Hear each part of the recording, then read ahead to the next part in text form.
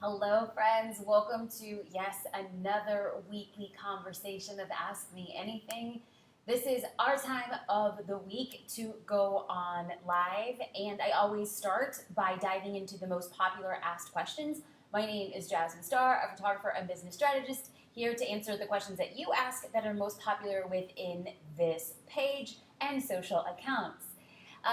Danae asked, now that Reels are popular, should we still create IGTV videos? And I think that this is a question that I've been receiving a lot also on the inside of the social curator community. And my answer is not just for Reels, my answer is for social media, period. Like that's period with a T at the end. I always say to do what you can, when you can, how you can.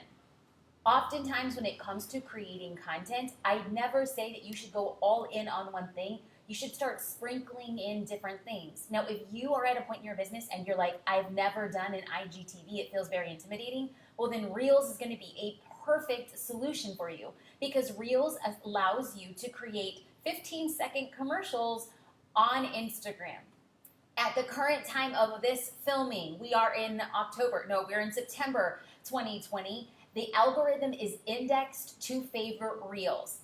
It could change next month. It could change next year. But right now, the algorithm is favoring Instagram Reels. So what I'm going to do is I'm going to show you a sneak peek of some of the analytics, like the behind the scenes of what's going on my page. If you're asking, should you do Reels instead of IGTV, my answer is do however much you can. But if you could only choose one, then I'm going to say, start with Reels. What you're looking at right now is a peek at some of the analytics. I posted a reel yesterday that is 115,000 views, and most of the reels are getting over 100,000 views versus IGTV, which sits anywhere from it could be 17,000, 60,000, 70,000. So what I'm seeing is that the views on Reels are higher than they are on IGTV, but not all views are the same because just like facts, like straight out. If you were to watch a 15-second video, like let's just say you're a new follower, and you were to watch a 15-second reel about who I am, what I sell, and my business, you might have an idea about me. If you were to watch a 4-minute IGTV produced video, you would probably have a little bit better of an idea of who I was. If you were to watch a 20 to 25-minute Instagram live that I host every week, you would probably know a lot more about me. One view of a reel is not the same as a view of an Instagram live. The longer you spend on an account, the more you know, like, and trust a person. I'm not in the business of getting a ton of views or a ton of likes. I'm in the business of helping other businesses. Now, I am choosing to be very strategic on mixing when I do a reel, mixing when I do IGTV, mixing when I do a post, and mixing when I go live. Do I have the perfect formula? No, but I show up every single day to test. So, on the inside of Social Curator, we have an issue coming up all about Reels, the strategy behind Reels, the 3 types of Reels, video tutorials, robust examples, community aggregate of information and ideas. Y'all, this is going to be a good one. Let's get into our next question. Renee asked, so I'm wondering how you feel about putting effort into TikTok right now, given the legal uncertainty of its future. Should we stay or should we go? And that got upvoted 4 times. Now, I'm going to come in and I'm going to say what I have to say, and this is not about TikTok. This is about any social platform. Do you guys remember a social platform called Vine? I was on Vine. Do you guys remember a social platform called Periscope? I was on Periscope. Do you remember Meerkat? I was on Meerkat. Do you remember Ask Whale? I was on Ask Whale. Do you remember Jump Rope? So what I'm saying is, even though those social platforms are not around, or maybe they're around and I just don't use them at all in any capacity, I firmly believe that all content creation is a lesson. I am producing 2 to 3 videos on TikTok every single week. That's a big thing for a platform that could be disappearing from social media land here in the United States. I'm creating that content, but one thing I'm making sure I'm doing is that I'm saving all of my TikToks. Because for some reason, if the platform goes away in the United States, I want to make sure that I have those videos, and I have been testing on intermixing the content. Perhaps I create a 15-second TikTok and I will save it, and then I could put it in as a 15-second reel if at some point in the future that benefits me. So am I going to make a decision on sheer speculation? No. And if for some reason TikTok disappeared tonight and you didn't have any of your TikTok videos, I would still say that was a total win for your business. You got into exposing yourself to new audiences and people who probably may or may not been familiar with who you are. A couple live questions, got to give a shout out to Becky Mail. She said, where to start with stories, reels, strategy? Well, first things first, you want to make sure that you have a strategy that's different. Stories and reels are different. They are used for two different ways to connect with people. Stories disappear in 24 hours. So you're going to feel less attachment to creating something, right? Like it could be fun, it could be behind the scenes, it could be quick. You have no attachment to it because it's going to disappear. A reel, well, you can create a reel that's just for stories that disappears in 24 hours. I have done that. I think Reels is a micro movie editor, a micro commercial editor for my business. I am using Reels to create short videos that go pop, pop, pop, pop, pop, different insights. Last week, I posted a reel, but just to my stories of my morning routine. I put 6 stories in the reel. It was 2 seconds of me working out. It was 2 seconds of waking up my daughter. It was 2 seconds of feeding her breakfast. It was 2 seconds of lighting a candle. So in 15 seconds, somebody saw what I do every morning as part of my morning routine.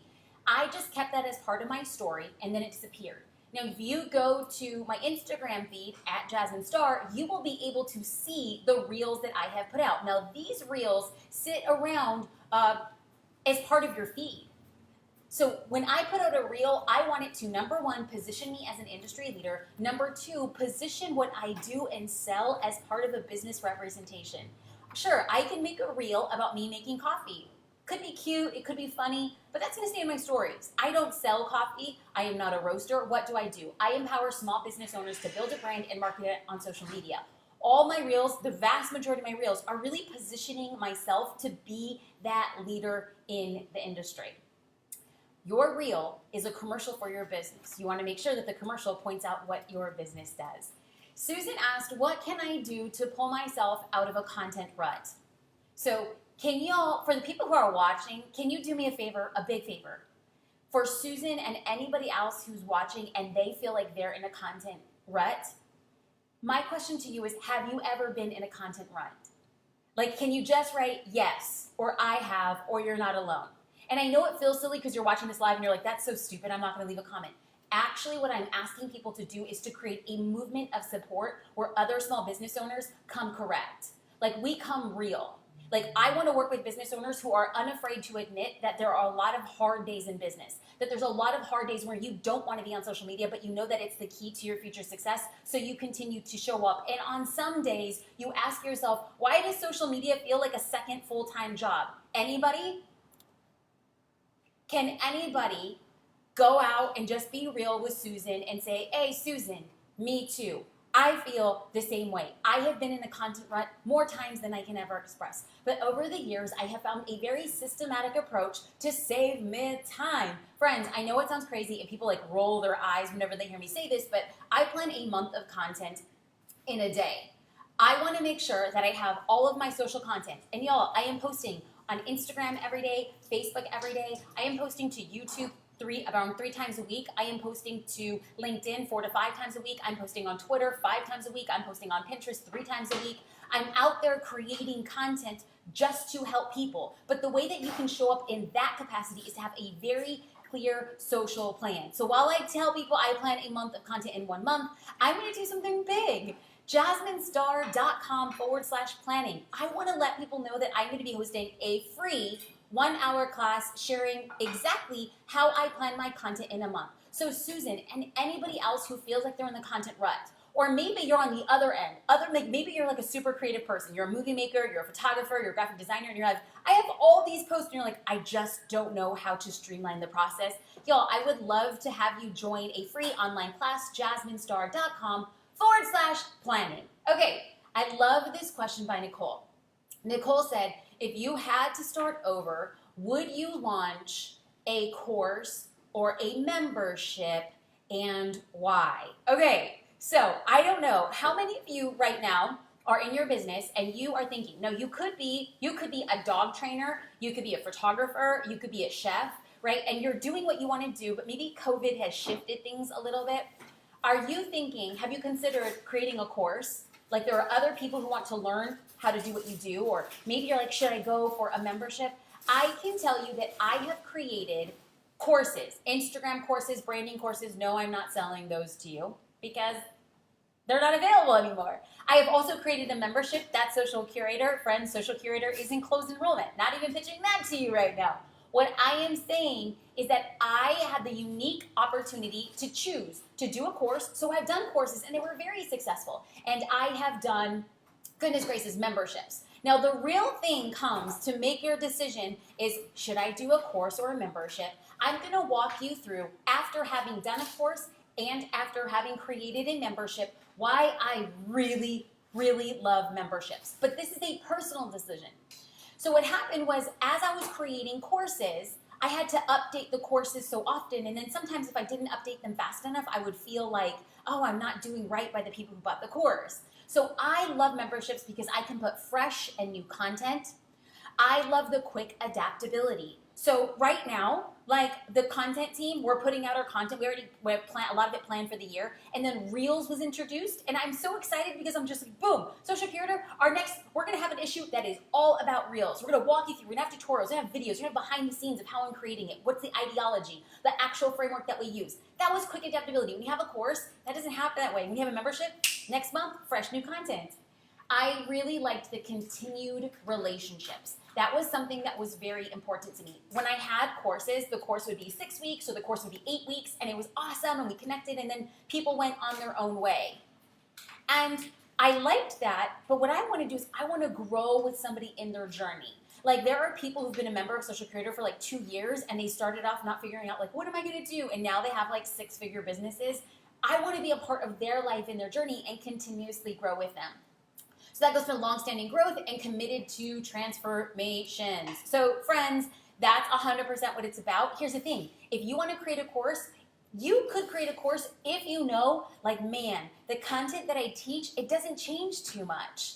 Like this could be like parenting techniques. If you are a parent coach and you want to teach parents how to be a better parent, it's not like the mechanisms of being a parent changes. So you could create a course and parents go through it and they feel like, great, they're on their way.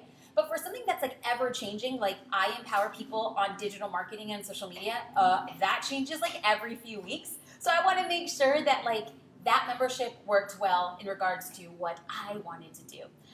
Okay, we're going to get into a couple live questions because that's what we do every single week. Sharon said, how about if I'm spontaneous and ideas come to me daily so I can't plan for a straight month? Sharon, you're one of the people who, God bless you, it doesn't affect you the way that you think it would. So I believe that if anything, I have a little spontaneity inside me. Like today on Instagram, I was supposed to post something else, but then I had this idea and I was like, okay, I know what I want to do. I put that content post here, and then what I did is I just moved all of my other content back by a day. So if you have zero pressure to plan your content for a month, no big deal. It's all good. But if you are kind of like struggling, or perhaps you would like to create a framework and then you could add ideas to it, then heck yes, that's exactly where you need to be. Indrani asked, what do you believe gets more engagement? Because TikTok and Reels on Insta. Between TikTok and Reels. So here's the thing. Both TikTok and Reels are absolutely powerful mechanisms for you to get connected with people. Right now, the Instagram algorithm is over-indexing for Reels. Why? They want to go after the same target demographic as TikTok. So Instagram says, just like TikTok, Instagram tried buying TikTok. TikTok said no. So Instagram says, well, we're going to make our own TikTok on our own platform. Watch how we do. So right now, they want people making Reels on Instagram to keep people on Instagram and not leave over to TikTok. Right now, Instagram algorithm is over-indexing for Reels. Now, TikTok does not have as many followers as Instagram. However, the TikTok algorithm shows TikToks to more people organically then Instagram shows content to followers organically. So you get to make a decision. You could say, I want to be on TikTok with a bigger platform, but less people are going to be showed percentage-wise, or I can go to TikTok. Now, I don't know, on average, Instagram posts are being shown to about 2 to 4% of your audience. So let's just say you have 1,000 followers. If you have 1,000 followers, 2 to 4% would be 20 to 40 people. That's how many people are going to be shown to it organically. And then if a lot of people start participating and commenting on it, then Instagram will show it to more people. Now, I don't know the exact percentage on TikTok, but it's more than 5%. So TikTok has less people on the platform, but shows your content to more people organically for free. So TikTok is trying to come out and be like, we're going to show your stuff to more people. Come over here, come over here. And Instagram says they can show it to more people, but we got more people. Listen, you can't choose wrong. But here's one thing I really want to take a step back. From a marketing perspective, TikTok and Reels gives you the opportunity to market your business in a new way. You're creating short, quick, edited, not perfect videos. And that is the key. The reason why TikTok, so a lot of times, myself included, I would be watching TikTok and I was like, this is so weird. Like, this is dumb. Like, people just dance here. Or, like, the videos are bad and the audios are bad. And all of a sudden, that's what the whole quirky component of it. People preferred TikTok because it was real, it was imperfect, a lot of the stuff was unscripted, it was funny, you can edit it weird, and it just drew you in. It was a whole new way of creation. Now, Reels is going to be following very closely to what TikTok is doing because Instagram wants to keep those people who want to consume quick, quirky, not perfect content on the platform. So you can't choose wrong. And if you're like, Jasmine, I am so stressed out, I got a full-time job, or I'm a full-time student, or I'm homeschooling kids, I would suggest, why not focus creating 15-second reels and then uploading it up to TikTok. So you're going to get the video, you're going to upload it to TikTok, but then you want to make sure that you're using the tools in TikTok so that it feels native to the platform. So if you add text to a video on Instagram, I would go through, upload the video to TikTok, but I would use TikTok's text editing. I would use TikTok transitions. I would use TikTok audio because you want to make sure that you're creating content that feels native to the platform. That's my personal thing. That's something that I'm testing with. And you want to know what? What is that? Like, I retain the right to change my mind in the future. I am currently in testing mode. I've only been on TikTok a couple months. I've been on Instagram a few years. So right now I'm just kind of testing to see how can I be smarter and not work harder when it comes to my content and when I share is all with you. Okay, so Bobby Jean asked, any tips for upcoming holiday season in terms of marketing, social media, etc., etc.? It's probably going to look different this year due to COVID. And the answer is yes, it absolutely will look different because of COVID. Not only will holiday promotions look different because of COVID, holiday promotions will look different because in the U.S. we're going through a massive presidential election. So there's going to be a ton of ads, political ads being run, halfway through the month of November. People start doing their holiday promotions for Black Friday and Cyber Monday early in November. So chances are small business owners are going to be muscled out from running ads on social media because it's going to be very expensive because a lot of these, what do they call, super PACs? A lot of these super PACs, a lot of these political organizations, they're going to be paying to have their political message go out. So what does this mean for the small business owner? Number one, you got to start building personal relationships with your followers because I know that, I probably won't be running ads into November because it's just going to be too expensive. So I want to make sure that I'm creating content that empowers me to start really DMing, following up with personal messages and direct messages, responding to comments. Because if I plan, and I don't, but if I was planning to have a big promotion in November or December, I would 100% start cultivating warm audiences now so that when I ask them to make a transaction, I don't have to run ads for it. If you're looking for a way to build that connection, you're like, Jasmine, nobody's sending me messages. How do I start conversations? Number one, you can send messages. Number two, if you use stories on Facebook or on Instagram, I want you to start embedding engagement tools like quizzes, polls, gifts. Give a way for somebody to respond to a story. And then anybody who takes a vote or anybody who answers a quiz, I would send them a direct message directly and say, hey, I too like, let's say you were saying, like, do you like Coke or Pepsi? And somebody chooses Pepsi. You could say, oh, girlfriend, I hate Pepsi. And somebody chooses Coke, you're like, me too, Atlanta all the way. Whatever the case may be, is you're just creating conversations on a one-to-one level. Because at the end of the day, unless you have a large ads budget, it's going to be 100% organic as you go in through the holidays. So you want to make sure. Now you might be saying, but Jasmine, I don't know how to connect people like via email. Well, if I were you, I would 100% start giving away resources to build my newsletter list. Like as you go into the holidays, what does your dream customer need help with? Now I can tell you as founder of Social Curator, maybe I'm gonna run like a free promo. It's like, here are 10 ideas to get your holiday promotions using social media. Like I might be sharing that because my dream customer, AKA a small business owner, is gonna wanna know, how do I show up in the holidays in organic traffic? What I'm gonna do is you're gonna say, I want that. And so then you give me your email address and then I get to email you afterwards and say, how's business going? What can I help you with? Now you might have a different business. You might be a landscape architect. You might be a hairstylist. Whatever the case may be, I want you to create resources that would make your dream customer say, oh man, I really need that.